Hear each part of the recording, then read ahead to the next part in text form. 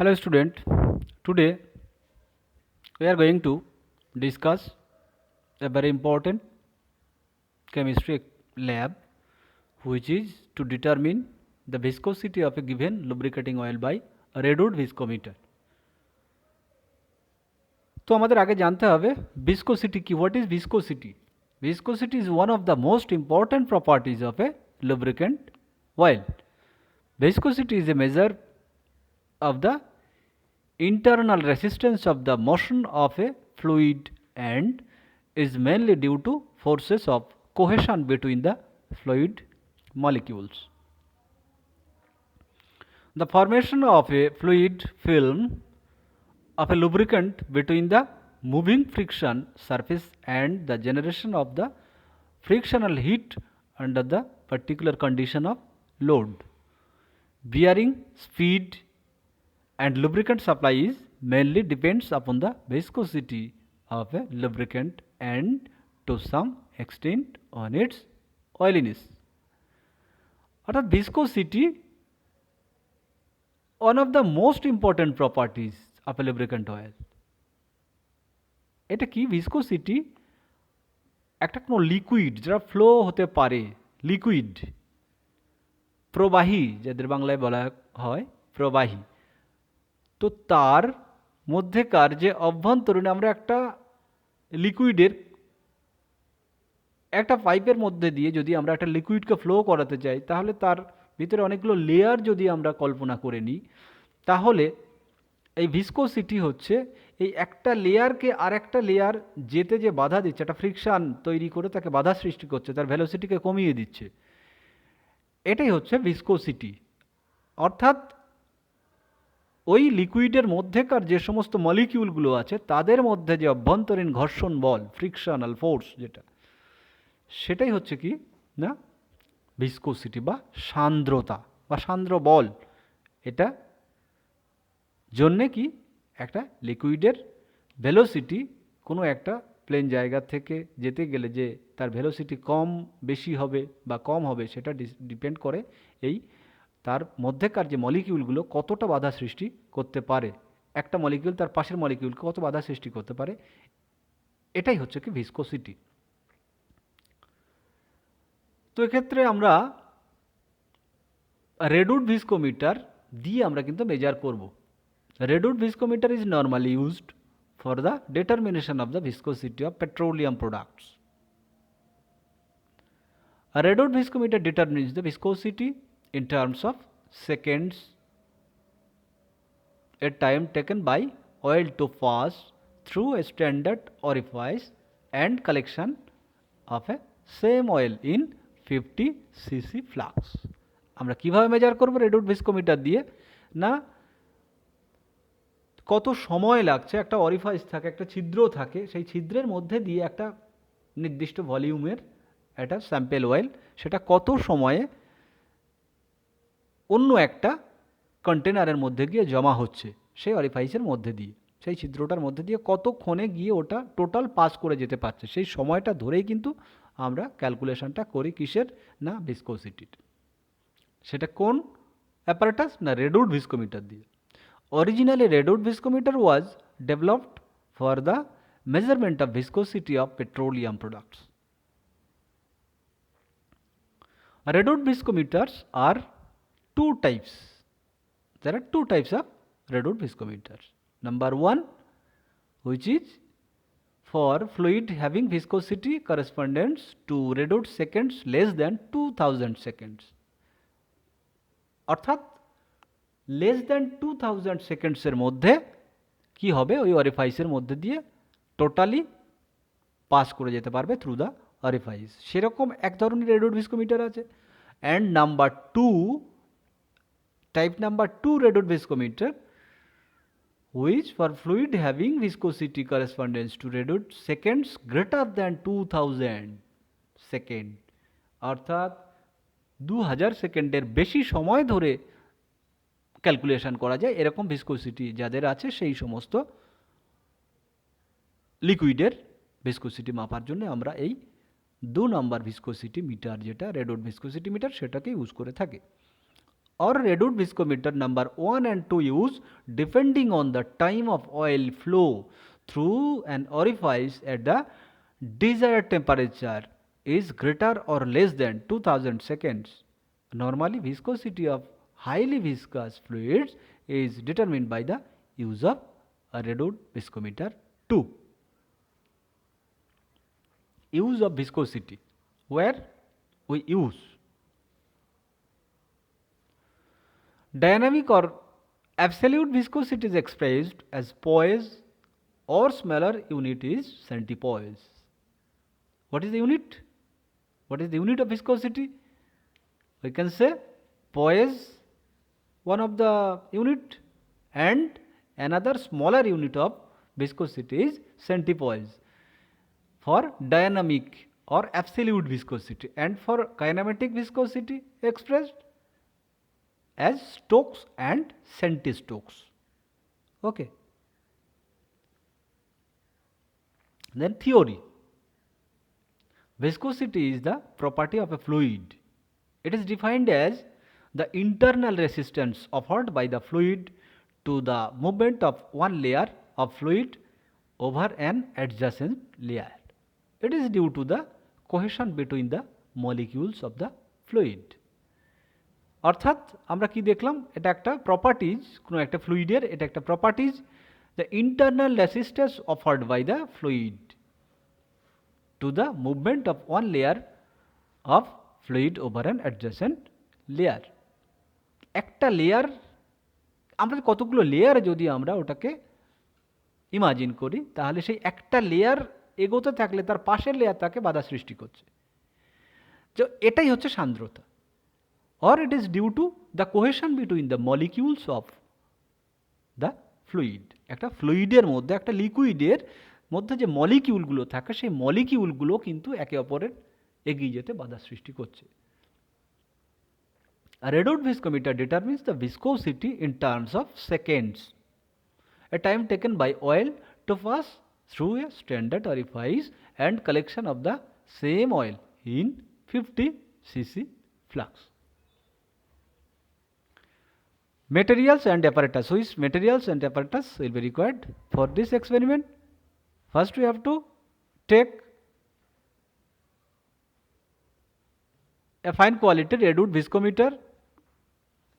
We also need thermometer 0 to 100 degree centigrade,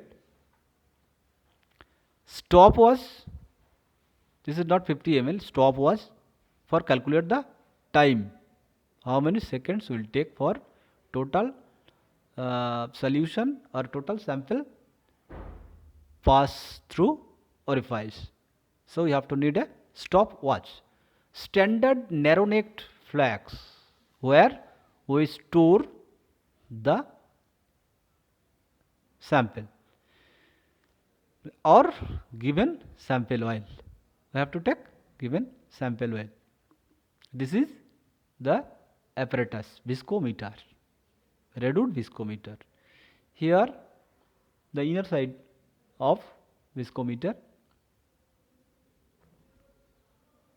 Here is also the top view of reduced viscometer. We can see in this second picture, we can see the orifice, or আমরা যে ছিদ্রটির মধ্যে দিয়ে sample অয়েলটা pass করবে যখন আমরা ওই stop watch দিয়ে আমরা টাইমটা ক্যালকুলেট করব সেটা। Then procedure. First we have to fill the oil cup with oil to the required oil level indicated by the marker point. Then heat the water at a uniform temperature. তাহলে এর মধ্যে oil কাপের outer সারফেসে কি থাকবে, water থাকবে, সেই ওয়াটারের temperature কিন্তু আমাদের বাড়াতে হবে হিট দিয়ে, by plugging switch off heating apparatus or heater. Continue, we have to increase the heat. এর সঙ্গে সঙ্গে ওয়াটারের টেম্পারেচারও বাড়তে থাকবে, এবং তার সঙ্গে আমরা অয়েল কাপের মধ্যে যে স্যাম্পল অয়েল নিয়েছি সেটারও টেম্পারেচার ধীরে ধীরে বাড়তে থাকবে। When the required temperature of the oil is attained, lift the ball above the orifice hole. তাহলে orifice হোলটা বন্ধ করা থাকে একটা মেটালিক বল দিয়ে।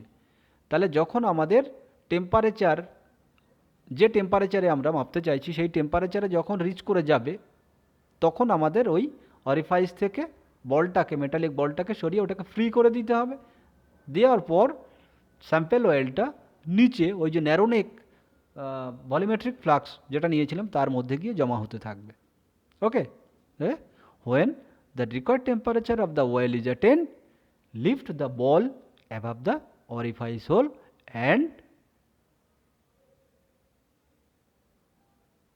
as the sample will pass through the orifice. Allow the oil to pass through the orifice and collect 50 cc of oil in volumetric flux.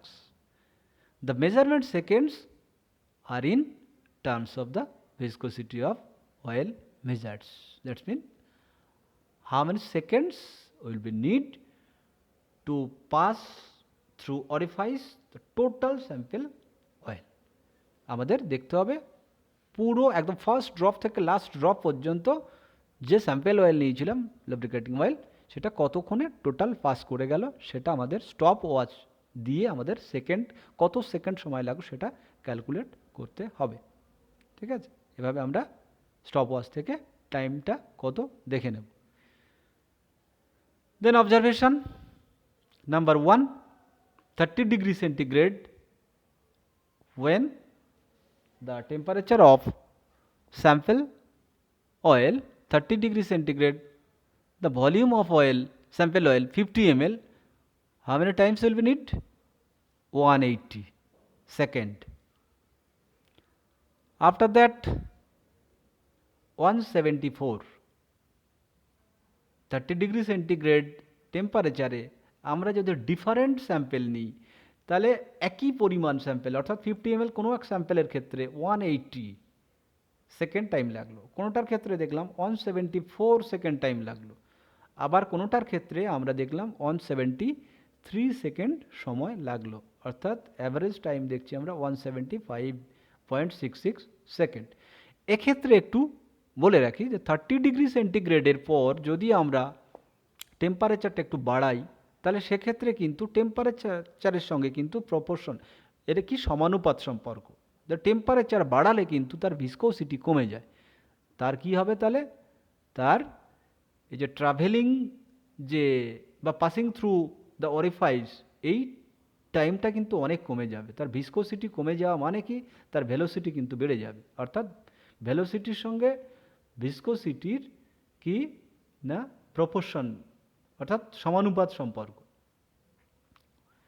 30 ডিগ্রিতে যদি 180 second হয়, যদি 5 ডিগ্রি বা 10 ডিগ্রি যদি আমরা ইনক্রিজ করি টেম্পারেচার 35 অথবা 40 করে দিই, তাহলে সেক্ষেত্রে দেখা যাচ্ছে তার যে ফ্লো যে টাইম সেটা কিন্তু অনেক কমে যাবে। আবার যদি আরও টেম্পারেচার বাড়াই, তাহলে কি হবে, ফ্লোটা কি হচ্ছে আরও কুইক হবে, অর্থাৎ কি টাইমটা কম লাগবে। ঠিক আছে, তাহলে আমরা একটা জিনিস বুঝতে পারলাম, কোনো সলিউশন বা কোনো অয়েলের ভিসকোসিটি টেম্পারেচার বাড়ার সঙ্গে সঙ্গে কিন্তু তার ভিসকোসিটি কমে যায়, অর্থাৎ ভেলোসিটি বেড়ে যায়। ঠিক আছে, ভিসকোসিটি কমে যাচ্ছে, টেম্পারেচার বাড়লে ভিসকোসিটি কমে যায়। তার এক্ষেত্রে আমরা কি দেখলাম, 30 ডিগ্রি সেন্টিগ্রেড যখন, তখন তার time of flow 180 degree centigrade. Same অ্যামাউন্টের 50 ml যখন 35 ডিগ্রি করব তখন 174, যদি আমরা 40 ডিগ্রি করি তখন 173 সেকেন্ডসে টোটাল পাস করে যাচ্ছে। ঠিক আছে, তো এক্ষেত্রে 175.66 সেকেন্ড অ্যাভারেজ টাইম আমরা ধরে নিচ্ছি কোনো একটা স্যাম্পল অয়েলের ক্ষেত্রে। নাও we can see the calculation. Average time T equals to 175.66 second. Density of sample oil কত, D equals to 0.92 gram per litre. এটা কনস্ট্যান্ট, এটা দেওয়া থাকবে। ডেন্সিটি অফ স্যাম্পেল অয়েল কত থাকবে না, সেটা একটা নির্দিষ্ট মানের থাকবে। তো এখানে দেওয়া আছে কত, 0.92 গ্রাম পার লিটার। এখানে শুধু আমাদের অ্যাভারেজ টাইমটা কত লাগছে সেইটাকে ক্যালকুলেট করে দেখে নিতে হবে ওটা এক্সপেরিমেন্ট করার সময়। Therefore absolute viscosity equals to kinematic viscosity into density. আমরা এর মধ্যে থেকে যে কোনো একটা বের করতে পারি, অ্যাবসলিউট ভিসকোসিটি বের করতে পারি, শুধু কাইনামেটিক ভিসকোসিটিও বের করতে পারি, ডেন্সিটি এটা দেওয়া থাকবে। So absolute viscosity equals to AT minus B by T into D. AT minus B by T equals to kinematic viscosity. তো এখানে এ, বি এবং ডি অল আর নান, সবগুলোই কিন্তু আমাদের জানা, এগুলো কনস্ট্যান্ট, এটা দেওয়া থাকবে। Here A is equals to 0.00264 and B is equal to 1.9। These are constant given with instrument, এগুলো ইনস্ট্রুমেন্টের সঙ্গে কিন্তু একদম ফিক্স করেই দেওয়া হয়। So we have two need only the data T, how many Times was required to total passing the sample from orifice। তো সেটা কত? 175.66 সেকেন্ড। তাহলে এখান থেকে আমরা পেয়ে যাচ্ছি কাইনামেটিক ভিসকোসিটি অথবা অ্যাবসলিউট ভিসকোসিটি। এখানে আমরা অ্যাবসলিউট ভিসকোসিটি বের করলে টোটালটাই একসঙ্গে বেরিয়ে যাচ্ছে কত? 0.00264 into 175.66, that was the average time, and minus 1.9, that was the B, that is also constant, by 175.66 into density equals to 0.92, the unit here we use poise. Okay, then the absolute viscosity is 0.4167 poise. Okay, after that the conclusion, therefore viscosity of given sample oil is 0.4167 poise. তো এভাবে আমরা কোনো sample অয়েলের viscosity বা কোনো লিকুইডের, sample oil নয় শুধু, যে কোনো লিকুইড যারা ফ্লো হতে পারে তাদের ভিসকোসিটি আমরা কিন্তু এভাবে এক্সপেরিমেন্টের মাধ্যমে আমরা ডিটারমিন করতে পারি। ওকে, থ্যাংক ইউ।